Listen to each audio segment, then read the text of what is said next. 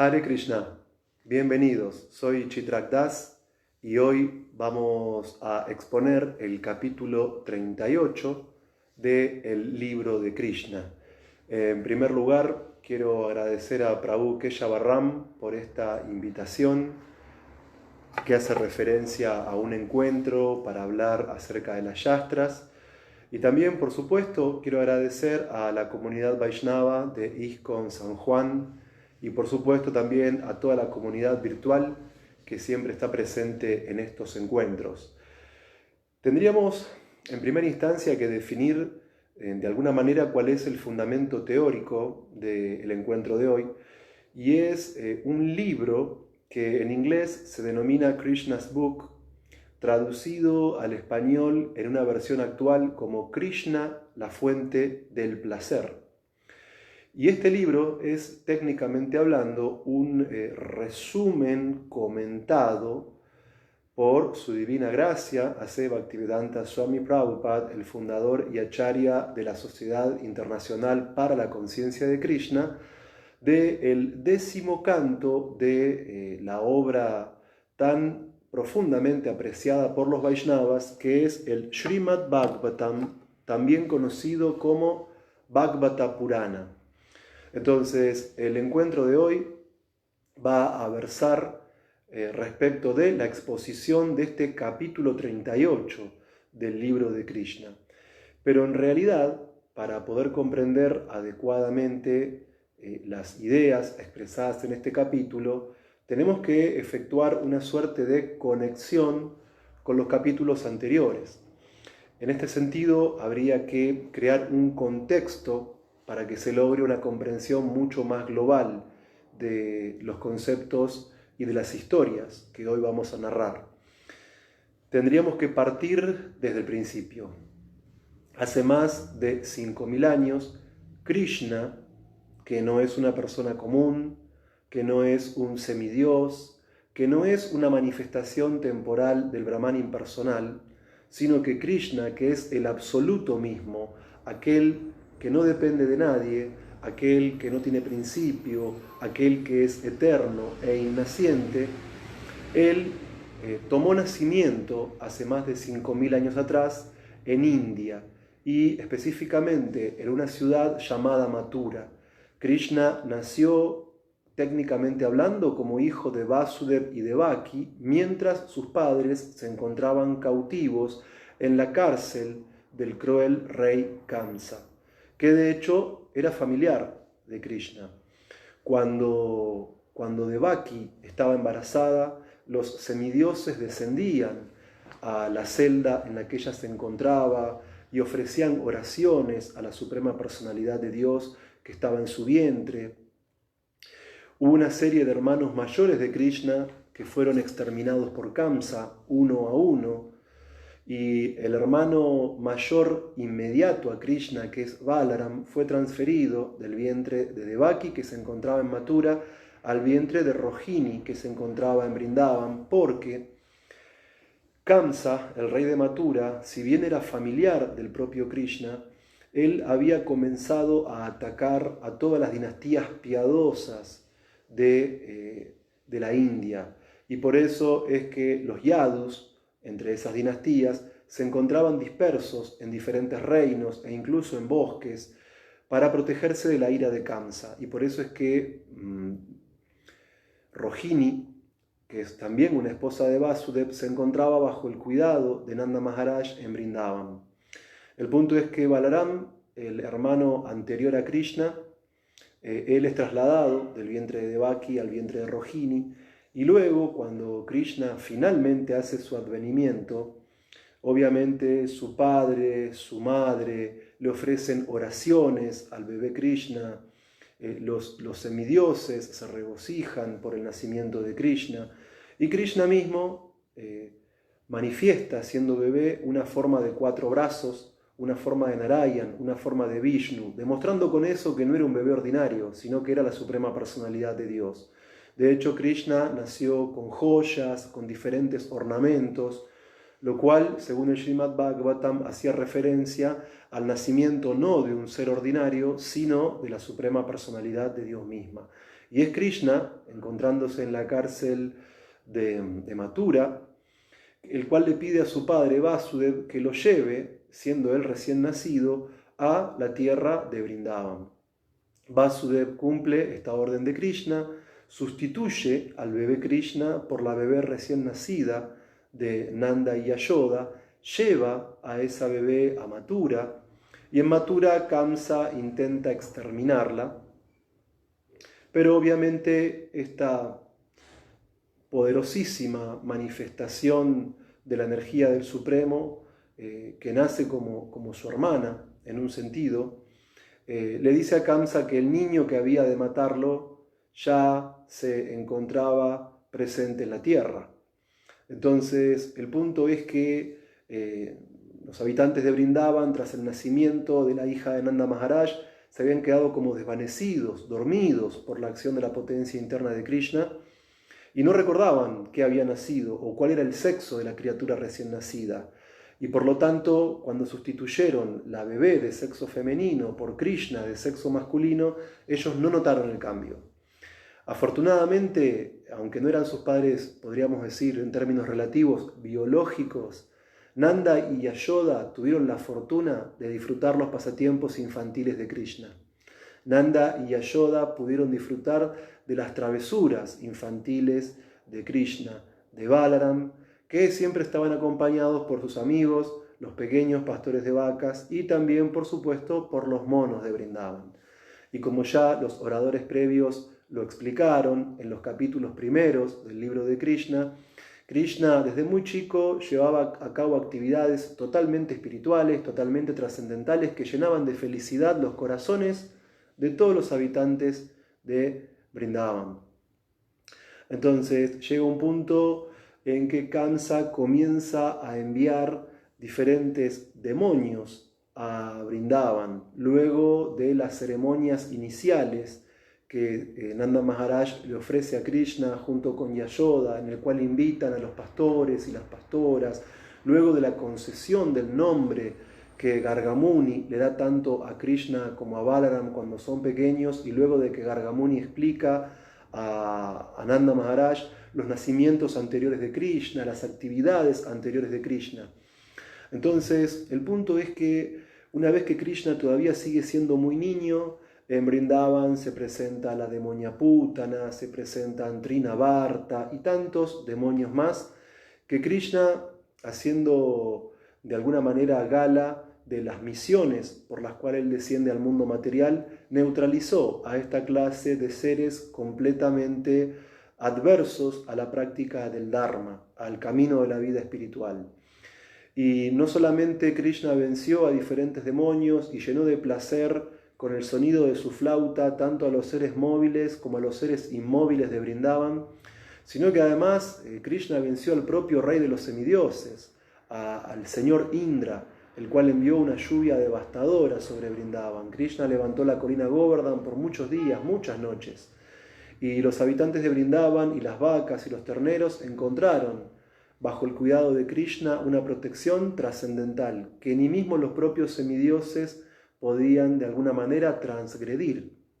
El punto es que una vez que pasan estos pasatiempos, Krishna crece, Krishna va pasando por diferentes edades, la edad Kaumara, la edad Pauganda, y las gopis de Vrindavan, las gopis jóvenes de Vrindavan, se comienzan a sentir cada vez más atraídas por el hijo de Nanda Maharaj, Sri Krishna, al punto en que nos encontramos con toda una serie de capítulos del Krishna Book que describen los sucesos totalmente trascendentales y espirituales de esa danza nocturna, de esa danza que se da en la noche de luna llena más hermosa de todo el año en la India, en la que Krishna y las gopis se reúnen para participar de la danza rasa.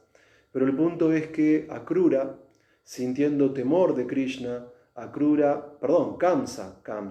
Kamsa, el tío de Krishna, el rey de Mathura, sintiendo temor de Krishna, porque Kamsa, en el momento en que Vasudev y Devaki se estaban casando, él conducía la cuadriga de su cuñado, y de su hermana, y él escuchó una voz profética que venía del cielo, la cual decía que iba a haber un hijo de Devaki, que iba a acabar con la vida de Kamsa. Entonces Kamsa toda su vida tuvo ansiedad tras escuchar esta profecía. Él siempre sentía temor y sentía ira hacia Krishna porque sabía que Krishna iba de alguna manera a poner fin a su vida en este mundo. Y el punto es que Kamsa organiza, mientras Krishna es pequeño y vive en Vrindavan, el envío de diferentes demonios para que aniquilen a Krishna, para que aniquilen a Balaram. Y de alguna manera, cuando todo esto se frustra, Kamsa organiza un torneo de lucha en Mathura y envía a Akrura, cuyo nombre en sánscrito significa algo así como no cruel o sin crueldad. Kamsa envía a Akrura para que él vaya a buscar a Krishna y a Balaram para que estos se presenten al torneo de lucha y al sacrificio que él había organizado. Y todo este contexto nos permite llegar al encuentro del día de hoy, que es el capítulo 38 del libro de Krishna. Es decir, Akrura, cuando parte de Mathura en su cuadriga, en su carro, él piensa internamente con la actitud de un devoto puro cómo iba a verse satisfecho el deseo de toda su vida, que era poder ver a Krishna cara a cara. O sea, Akrura, mientras va en la cuadriga de Mathura a Vrindavan, internamente e intensamente, él estaba meditando en Krishna con amor. Y también, por momentos, él tenía ciertas reflexiones porque sabía que estaba yendo a buscar a Krishna y a Balaram precisamente para que Kamsa, el tío materno de Krishna, finalmente pueda matarlo. Y esto también causaba cierta congoja en la mente de Akrura, aunque él finalmente confió en que Krishna, siendo el Supremo, iba a poder comprender el corazón de Akrura, de su devoto, y Krishna iba a aceptar las actividades de Akrura como el servicio amistoso y devocional de un bienqueriente y no como una actividad hostil de un embajador del rey Kamsa. Cuando Akrura finalmente llega a Vrindavan, Nanda Maharaj, Krishna y Balaram lo reciben muy afectuosamente, lo reciben muy cálidamente. Es decir, Nanda Maharaj, como rey de la tierra de Vrindavan, le dio a Akrura todo tipo de comodidades para que pudiera reponerse tras el viaje en cuadriga de Mathura a Vrindavan. Y luego de la cena y antes de dormir, Krishna y Balaram van a reunirse con Akrura. Entonces, Krishna tiene un diálogo con Akrura. Krishna le pregunta acerca de la política, es decir, acerca de qué estaba haciendo Kamsa en Mathura, qué tipo de actividades estaba llevando a cabo. Krishna también le preguntó a Akrura por qué él había ido hasta Vrindavan para verlo, quería entender el motivo o la misión de Akrura en Vrindavan. Y por supuesto también Krishna le preguntó a Akrura por su propio bienestar y por el bienestar de la familia. Entonces Akrura explicó a Krishna, a Balaram, que él había venido como enviado del rey Kamsa para llevar a estos dos hermanos trascendentales, Krishna y Balaram, a la celebración del Dhanur Yagya, del sacrificio que en Mathura iba a celebrar el rey Kamsa.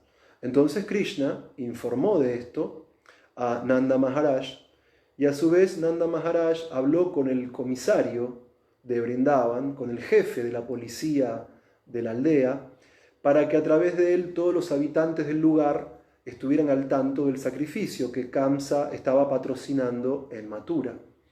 Entonces Krishna deseó ir a Mathura, no solamente llevado por Akrura y acompañado por Balaram, sino que Krishna deseaba también que Nanda Maharaj fuese a Mathura y que también los gopas, los pastores de vacas, hiciesen ese viaje con él precisamente. Entonces Nanda Maharaj comenzó a tomar las providencias y las disposiciones necesarias para que equipen las carretas, para que carguen productos lácteos, para que los gopas estén preparados para el viaje. Y al día siguiente, al día siguiente iba a iniciarse este viaje desde Vrindavan hacia Mathura. Ahora bien, el punto es que las gopis, las amigas de Krishna, que vivían en Vrindavan y que manifestaban un amor completamente puro y trascendental por él, se llenaron de dolor al saber que Krishna iba a dejar Vrindavan. Las gopis se llenaron de temor, las gopis experimentaron sentimientos de separación e incluso las gopis experimentaron una suerte de ira trascendental. Las gopis estaban enojadas con Krishna porque las iba a abandonar. Las gopis estaban enojadas con Akrura porque se iba a llevar a Krishna. Las gopis estaban enojadas con los miembros mayores de la aldea de Vrindavan, porque ellos no estaban impidiendo que Krishna deje el lugar.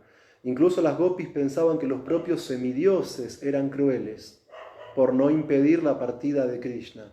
Y además las gopis también pensaban que las mujeres de la ciudad de Mathura, mujeres refinadas, sofisticadas y extremadamente cultas, seguramente estarían muy ansiosas de poder ver la belleza trascendental de Krishna y de alguna manera encontrar el supremo placer al deleitarse en el rostro de loto de este hijo de Nanda Maharaj. Así que las gopis, cuando se enteraron que Krishna iba a dejar el lugar, se llenaron de congoja, de dolor, de tristeza, de temor, e incluso las gopis experimentaron transformaciones físicas, transformaciones emocionales. En ellas brotaron diferentes tipos de sentimientos hacia Krishna, previo a la partida de su amante supremo. Entonces, al otro día, luego de las abluciones matinales de Akrura, Krishna y Balaram se subieron a la cuadriga de este familiar suyo. Nanda Maharaj y los gopas se subieron a las carretas con todos los productos lácteos ya cargados en las mismas. Pero el tema es que las gopis bloquearon la partida de Krishna. Las gopis hicieron una suerte de piquete trascendental porque ellas no querían separarse de su amigo y de su amante Krishna, de ese ser que para ellas era más querido que su vida misma, al cual ellas habían entregado todo, desafiando todas las convenciones sociales y morales de la antigua cultura védica, tan solo movidas por el amor hacia Krishna. Entonces, ellas bloquearon la salida de la cuadriga de Akrura. Ellas no querían de ninguna manera que Krishna deje Vrindavan, pero Krishna habló con ellas, Krishna le hizo promesas, les dijo que tan pronto como cumpla su misión en Mathura, él iba a volver para reencontrarse con las gopis, y Krishna con diferentes palabras las persuadió, y finalmente Akrura pudo movilizar su cuadriga, y aunque la mirada de las gopis estaba llena de dolor, llena de tristeza y llena de congoja, y aunque Akrura percibió esto, aún así él condujo la cuadriga llevándose a Krishna y a Balaram de Vrindavan. Las gopis se quedaron como petrificadas observando este hecho. Las gopis se quedaron con la mirada fija en el horizonte hasta que se dejó de ver la cuadriga, hasta que lo único que se veía era el banderín de la cuadriga misma. Y las gopis quedaron con la mirada hacia el oeste viendo cómo Krishna dejaba Vrindavan. Obviamente, en un sentido trascendental, ellas quedaron desoladas. Y el punto es que cuando Akrura, dejando Vrindavan y encaminándose hacia Mathura, pasó por el río Yamuna, se detuvo a la margen del río.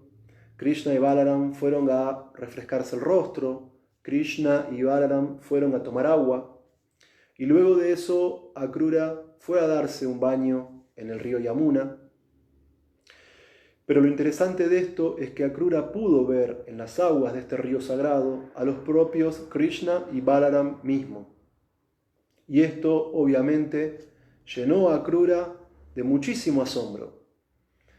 Entonces inmediatamente salió del agua, fue a la cuadriga a verificar la locación de Krishna y Balaram. Y estos dos hermanos trascendentales en ningún momento habían dejado la cuadriga. Entonces, de manera inmediata y sin interrupción, Akrura volvió al Yamuna y en las aguas volvió a ver a los mismos Krishna y Balaram, pero de alguna manera Krishna había asumido la forma de Vishnu, estaba manifestando un esplendor, una opulencia, una belleza trascendental con sus 4 brazos adornados por el disco, la masa, la caracola y la flor de loto. Junto a Krishna se encontraba Anantashesha con sus cuellos blancos como la nieve en las colinas de las montañas. Pero ellos no estaban solos, a su alrededor había toda clase de semidioses en una actitud reverente hacia Vishnu y Anantashesha. Y además también se encontraban los grandes sabios, las almas liberadas, prestando servicio a la suprema personalidad de Dios, Sri Vishnu. Y en ese momento, Akrura juntó sus manos y comenzó a ofrecer oraciones selectas a la suprema personalidad de Dios, lleno de la más pura y sincera devoción. Y así es como termina el capítulo 38. Entonces, quiero agradecer nuevamente a Prabhu Keshavarram por la oportunidad de exponer estas historias del Krishna Book. Quiero agradecer también a toda la comunidad de Hare Krishna San Juan de ISKCON por darme la oportunidad de estar junto a ustedes hablando de estos tópicos trascendentales. Quisiera simplemente comentar un par de ítems y luego dar espacio a preguntas, si es que las hay, para finalizar así el encuentro de hoy. Número 1, tal como en el Srimad Bhagavatam afirma la reina Kunti, los pasatiempos de Krishna son desconcertantes. Porque Krishna está más allá de la lógica del hombre común e incluso de la lógica de los grandes filósofos y de los grandes sabios.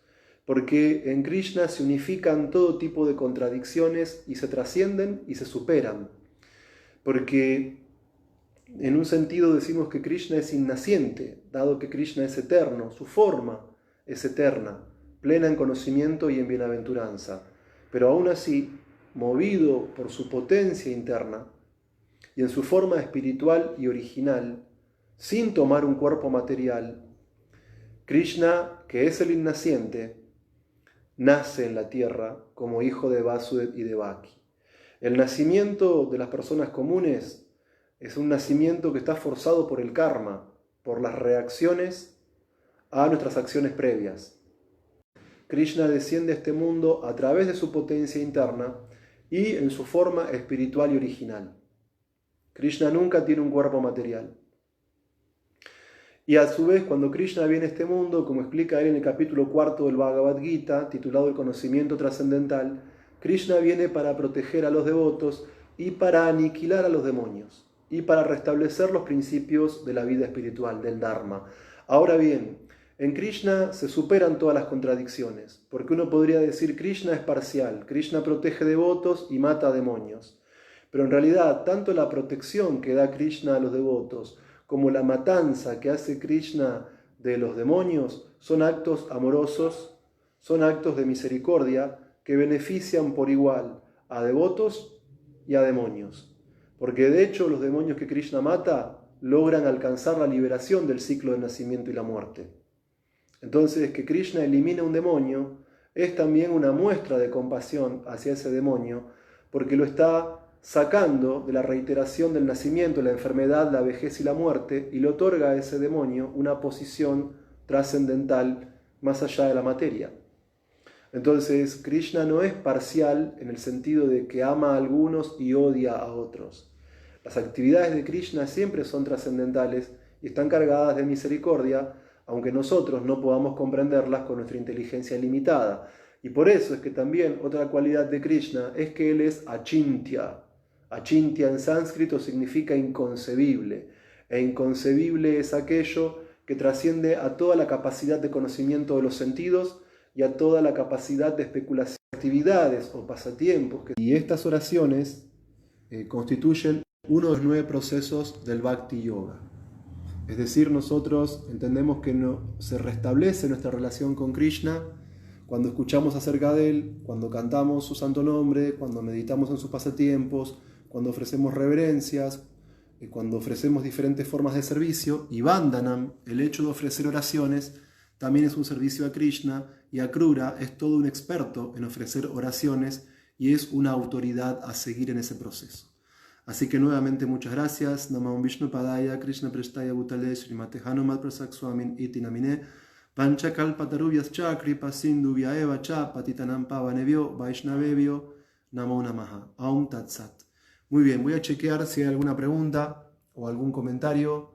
Bueno, un abrazo grande para Prabhu Keshavarram. También mis saludos para Sil Caballero, para Mauricio Goldenberg.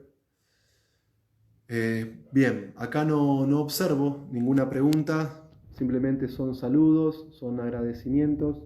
El agradecido en realidad soy yo, por darme la oportunidad de poder recordar estos pasatiempos que siempre son nectarios, siempre, y que llenan de felicidad el corazón.